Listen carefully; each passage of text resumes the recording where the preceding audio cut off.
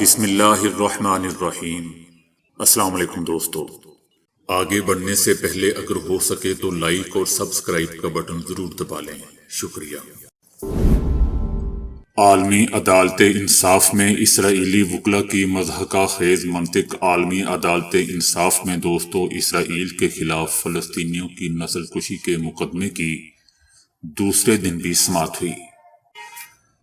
اس موقع پر اسرائیل کی جانب سے وکلا نے مضحکہ خیز منطق استعمال کرتے ہوئے دلائل میں غزہ میں فلسطینیوں کی اموات کا ذمہ دار حماس کو قرار دے دیا۔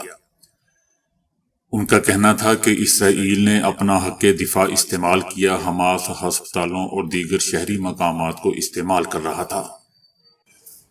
اسرائیل کے وکلا کا کہنا تھا کہ فلسطینیوں کے خلاف کارروائیاں عالمی قوانین کے مطابق ہیں، نسل کشی نہیں کی جا رہی۔ انہوں نے کہا کہ جنوبی افریقہ مکمل کہانی نہیں سنا رہا، اسرائیل حماس کے ساتھ کوئی سمجھوتا نہیں کرے گا۔ اس موقع پر دوستو عالمی عدالت انصاف کے باہر فلسطین پر اسرائیلی مظالم کے خلاف احتجاج کیا گیا، مظلوم فلسطینیوں سے اظہار یکجہتی کی گئی اور فلسطین کی آزادی کے حق میں نعرے لگائے گئے۔ یمن نے کہا ہے کہ یمن پر امریکہ اور برطانیہ کی جارحیت فلسطین کی حمایت میں یمنی عوام کے موقف کو تبدیل نہیں کر سکتی۔ یمن کے خلاف امریکہ اور برطانیہ کے حملے فلسطین کی حمایت میں یمنی عوام کے موقف کو کبھی تبدیل نہیں کر سکیں گے۔ غاصب اسرائیل کی خفیہ ایجنسی موساد کے سابق سربراہ نے کہا ہے کہ نیتن یاہو حماس کو شکست دینے میں ناکام ہوئے ہیں، استعفیٰ دے دیں۔ حماس کی جانب سے یمن کے خلاف امریکی اور برطانوی جارحیت کی شدید مذمت کی گئی ہے اور ان کا کہنا ہے کہ اس کا بدلہ لیا جائے گا۔ اقوام متحدہ نے کہا ہے کہ غزہ میں صحت کا نظام تباہ ہو رہا ہے۔ غزہ کی صورتحال اسرائیل کی فوجی کارروائیوں کی وجہ سے بہت ہی خوفناک ہو چکی ہے۔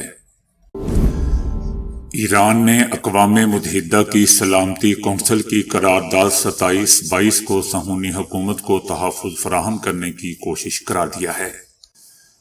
ایران کا کہنا ہے کہ امریکی ایما پر منظور کی جانے والی اس قرارداد میں بحر احمر میں جہاز رانی کے تحفظ کا دعویٰ کیا گیا ہے، لیکن در حقیقت یہ قرارداد مکمل طور پر سیاسی مقاصد کی حامل ہے اور اس کا مقصد غزہ کے بے گناہ عوام کے خلاف اسرائیلی جرائم کو جواز فراہم کرنا ہے۔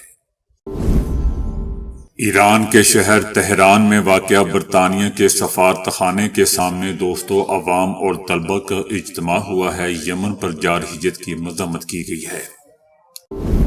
یمن پر امریکہ اور برطانیہ کے حملوں میں دوستو 11 یمنی فوجی شہید ہوئے ہیں۔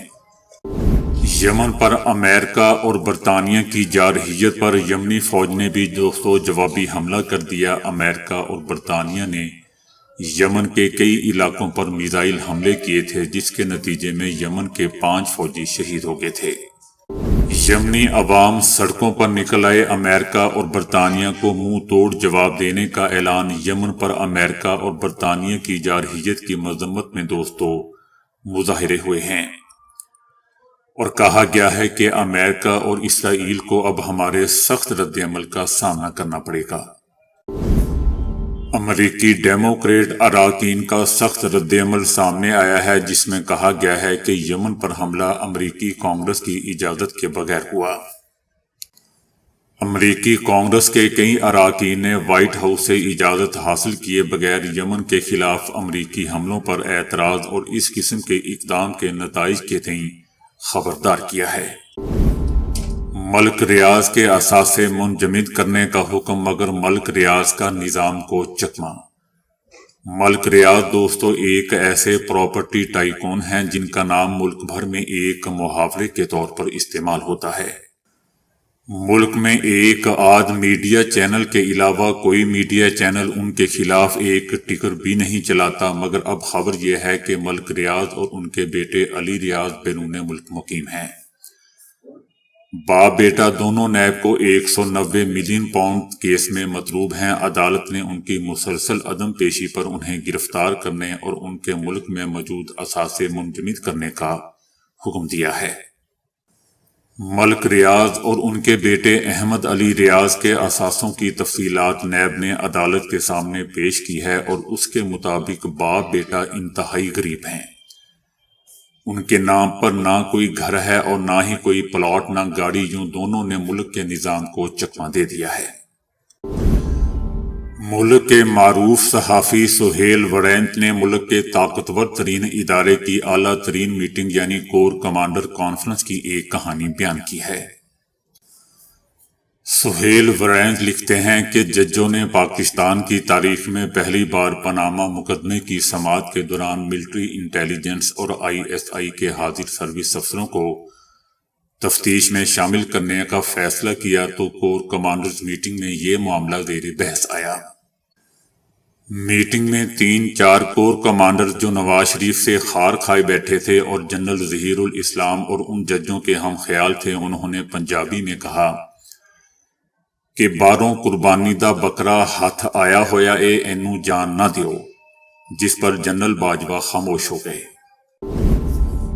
چیف جسٹس آف پاکستان فائز عیسیٰ کا کہنا ہے کہ انتخابی نشان کیس میں الیکشن کمیشن کی بدنیتی ثابت کرنا ہوگی۔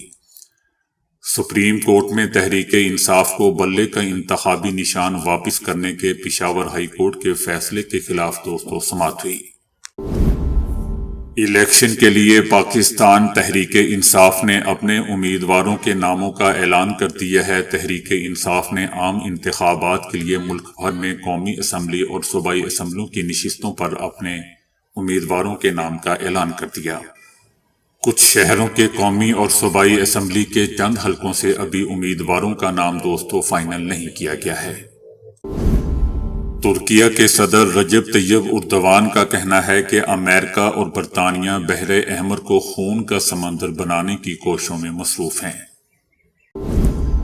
عمران خان کا کہنا ہے کہ اگر الیکشن نہ لڑ سکا تو سپریم کورٹ جاؤں گا۔ گزشتہ روز اڈیالہ جیل میں کمرہ عدالت میں میڈیا سے غیر رسمی گفتگو کرتے ہوئے ان کا کہنا تھا کہ میں سپریم کورٹ جاؤں گا۔ پشاور ہائی کورٹ کا کہنا ہے کہ انتخابی نشان کے آئینی حق سے انکار نہیں کیا جا سکتا۔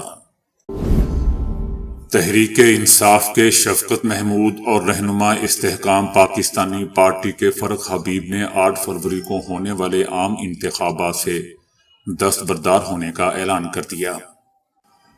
دونوں نے اپنی ذاتی وجوہات پر کاغذات نامزدگی واپس لے لیے۔ ان کی دستبرداری کی کوئی سیاسی وجہ نہیں ہے۔ تو دوستو ابھی کے لیے اتنا ہی۔ ویڈیو کو لائک اور شیئر کرنے کا بہت بہت شکریہ۔